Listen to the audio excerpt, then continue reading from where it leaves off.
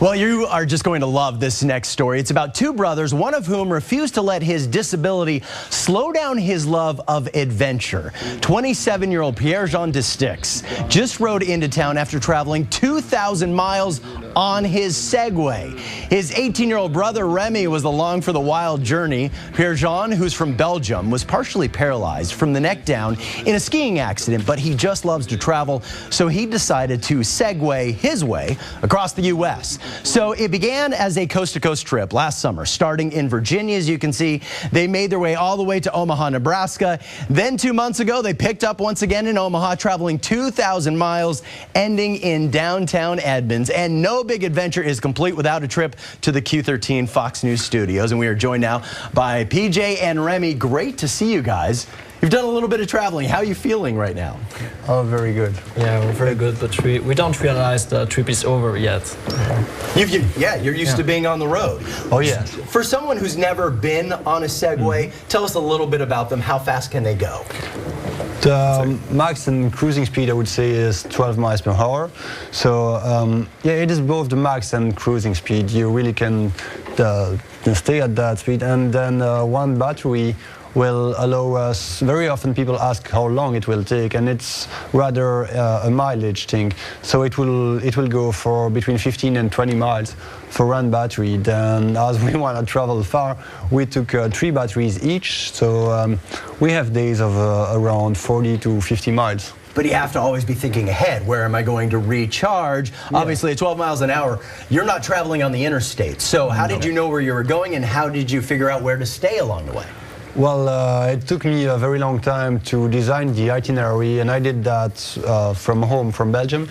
I really had to be very careful to have a city every 40 to 50 miles. And so I had the itinerary planned. I knew what were the names of the city where we would spend the night, but then when we got here, we had to find places to spend the night, and that's what makes our travel interesting. All right, younger brother, I have to ask you. Yeah. This is your older brother's vision. Indeed. So how did you guys get along during this trip? I mean, traveling under these conditions must be challenging. It is very challenging, but we got along very, very good. We almost never fought, and no, we had a lot of fun together, and well, sometimes we had different opinions about where we ought to go or how we should explain things, but we always solved every problem together. So yeah, we always have been very good together. Yeah, two Belgians living the American dream on the open road, meeting people. What did you find out along the way? And I know you gathered some mementos and you've decorated your Segways with those mementos. Tell us about some of your stories. Well, one of my favorite ones is this one. This is a Lakota Dreamcatcher. So we got it in South Dakota in Pine Ridge Reservation. So an Indian reservation. In an Indian reservation. Very nice. We stayed in a ranch with Lakota family. Okay. And so they hosted us. They gave us food. They made us dreamcatchers with special soup prayers for a safe trip.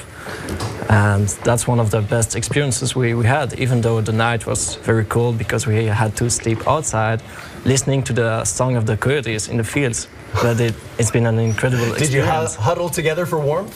No. What's with the bones down here? The jawbones. The jawbones. Well, they're from Wyoming.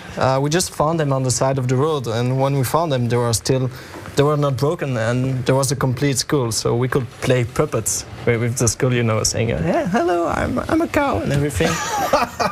It's a good way to entertain yourselves and other people. So what did you learn along the way about yourself? I think I learned that I am more confident right now because, I mean, so many people told us that what we were about to do was impossible, that we couldn't do it. And we did, and it is not something that we do, but something that people helped us to do. And so I am much more confident, and I rely on people right now because I know that when we are in trouble, people just help us. And people opened their doors for us, and give us a roof and shelter and help. So this is what I learned, that when you trust people, when you're not afraid, people will help you, and that's just wonderful to know that. The American spirit. Well, guys, thank you for your time. Congratulations on completing your journey. We appreciate it. Thanks. Thank you so much. Marty, back to you. Oh, way to go. What a great story. And they've got an American flag on the back of one of those Segways. Love it.